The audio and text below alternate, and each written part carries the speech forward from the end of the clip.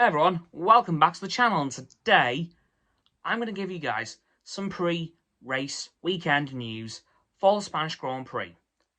And to start off with the big kahuna, there will be no replacement for the Russian Grand Prix this year. Yep, this season's back down to 22 races, to probably nobody's surprise at this point. Like, they don't have time to organise another race, so yeah, we're stuck with 22 again. I'm honestly not shocked. And, speaking of the Russian Grand Prix, it's also been announced that the FIA's plans to one day return to the country of Russia have been scrapped. So it looks as if last year's Russian Grand Prix was the last Russian Grand Prix.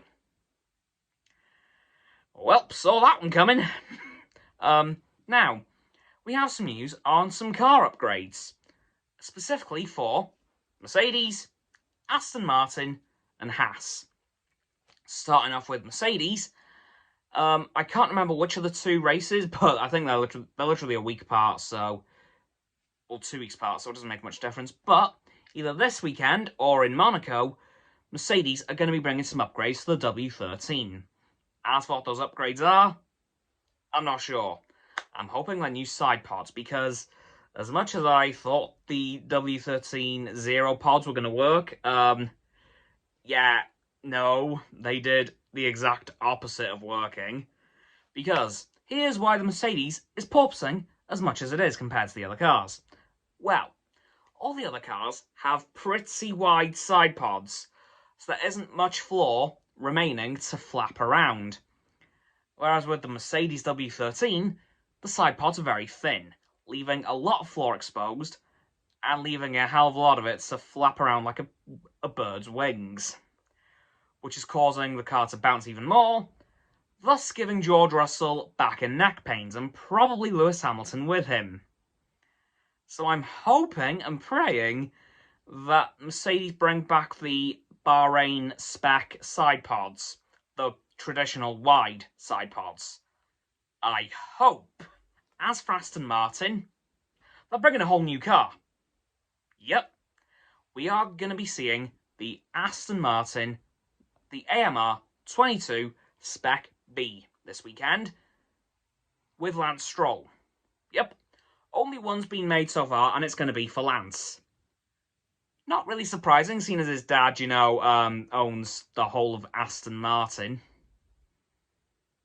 Makes sense, really. And Haas. You absolute mad lads, are you insane? They're not bringing any upgrades to the VF22 until after Silverstone. Huh? Bear in mind, Spain this weekend is round 6. Silverstone is round 11. Wow, that's one hell of a risky move there, Haas. Although, considering how that car's performing this year, it might pay off. Maybe? Who knows? It could happen. And a bit of 2023 driver announcement news. Kind of. We now know that Alpine are going to be announcing their 2023 driver lineup around the time of Silverstone. And the fact they've said they're announcing their driver lineup this early tells me that it's changing. Which gives me the very horrible feeling that we are once again, and probably forever, going to be saying goodbye to Fernando Alonso. I would be very shocked if it's Esteban Ocon leaving the team. So I think, come the end of the season, we could be saying goodbye to Fernando Alonso once again, probably for the last time, and having him replaced with Oscar Piastri.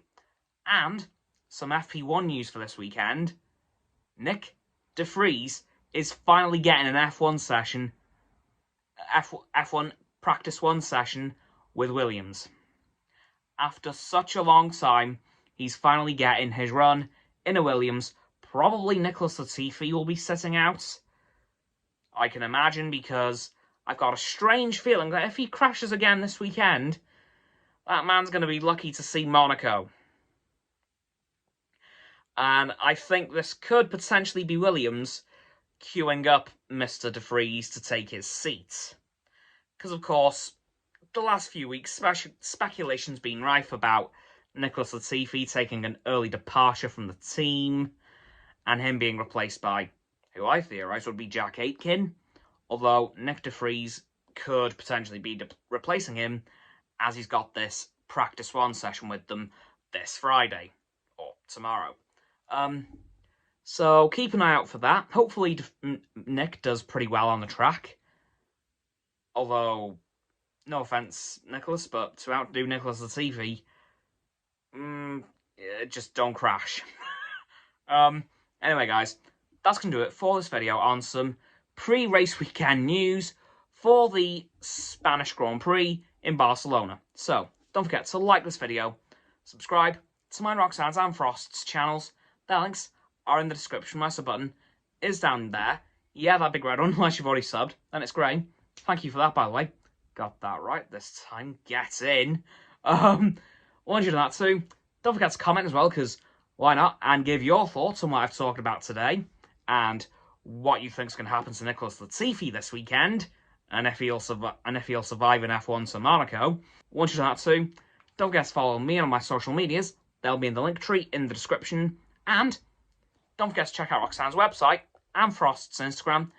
Their links will also be in the description below my link tree. And lastly, please, please, please do not forget to share this video with all of your friends so they can join the infinite loop of liking, subscribing, commenting, following, and sharing, and around and around and around that loop. I'll see you guys tomorrow with another video. Goodbye!